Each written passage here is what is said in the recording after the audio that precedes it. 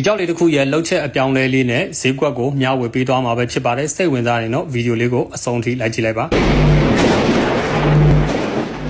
အားလုံးပဲမင်္ဂလာပါဒီနေ့ကျွန်တော်မျှဝေပေးလိုက်တဲ့ဗီဒီယိုထဲမှာတွေ့နေရတဲ့ကြောက်လေးတစ်စားရဲ့လှုပ်ချက်အပြောင်းလဲလေးနဲ့ရောင်းဈေးလေးကဘယ်လောက်ဖြစ်မလဲဘယ်လိုပြောင်းလဲမှုရှိမလဲဆိုတာကိုဒီဗီဒီယိုလေးထဲမှာမျှဝေပေးသွားမှာပဲဖြစ်ပါတယ်အရင်ဦးဆုံးဒီကြောက်လေးရဲ့အနေထားအခုအမြင်တိုင်းဆိုလို့ရှိရင်ကျွန်တော်တို့ဝယ်မယ်ဆိုလို့ရှိရင်လည်း1000ခွဲ2000ထက်ပိုပြီးတော့မှဝယ်စရာမလိုဘူးဘာလို့လဲဆိုလို့ရှိရင်အခုမြင်နေရတဲ့အမြုပ်အစံတွေကြောက်ရဲ့ညစ်ညစ်ထစ်ထီပုံစံကိုမိတ်ဆွေတို့တွေမြင်တွေ့နေရလို့ပါအနာအစာလေးကလည်းများတယ်ကြောက်ကတော့ကြောက်အစီလေးတော့ပါတယ်အတခံလေးကအကျဲခံလေးတော့ပါတယ်အဲ့တော့ပထမကမြင်ခဲ့တဲ့ပုံစံအတိုင်းပဲအညိအစံတွေအနာတွေကနေကျွန်တော်တို့တွေဖြတ်ထုတ်ပြီးတော့မှရလာတဲ့အနေထားလေးတစ်စားကိုအခုမြင်နေရတာပဲဖြစ်ပါတယ်အဲ့တော့ဒီအတိုင်းလေးဆိုလို့ရှိရင်ပထမရုပ်ထွက်နေဆိုလို့ရှိရင်တော့တော်တော်လေးကိုကွာခြားမှုရှိတယ်အဓိကတော့ကြောက်တစ်စားရဲ့လှုပ်ချက်ကတော်တော်လေးကိုအရေးပါတယ်ဆိုတဲ့ဟာကိုကျွန်တော်ပြောချင်တာပဲဖြစ်ပါတယ်ဒါလေးကတော့နောက်တစ်ချမ်းမှာကျွန်တော်အခုပြပေးနေတဲ့ဟာလေးကတော့အညိအစံတွေတော်တော်လေးကိုများနေတယ်ဒါပေမဲ့လက်ညှိုးထိတ်လေးမှာကျွန်တော်အုပ်ပြတဲ့နေရာလေးမှာကြောက်ရဲ့အစီပေါက်တွေကတော်တော်လေးကိုကောင်းနေတာကိုတွေ့ရမှာပါဒါလေးကိုကျွန်တော်တို့မလိုအပ်တဲ့အစိတ်ပိုင်းကိုလည်းထပ်ပြီးတော့မှဖြတ်တောက်လိုက်ရတာပဲဖြစ်ပါတယ်အရွယ်အစားကိုကျွန်တော်တို့အဓိကထားလို့မရတော့ဘူးဒီလိုကြောက်မျိုးကြတော့ဖယ်တင်းတဲ့အရာတွေကိုဖယ်ထုတ်လိုက်မှာပဲကြောက်ရဲ့လာပမှုကြောက်ရဲ့ဆွဲဆောင်မှုရှိတဲ့အရာလေးတွေထွက်ပေါ်လာမှာပဲဖြစ်ပါတယ်ပထမရုပ်ထွက်အတိုင်းဆိုလို့ရှိရင်တော့ကျွန်တော်တို့1000ခွဲ2000ထက်ပိုပြီးတော့မှလည်းကိုယ်တွေလည်းဈေးပေးပြီးတော့မှဝယ်မှာလည်းမဟုတ်ပါဘူးအားလုံးဖြတ်တောက်ပြီးတော့မှရလာတဲ့အနေထားလေးကတော့ဒီအနေထားလေးပါလက်ရထိုးတာတွေ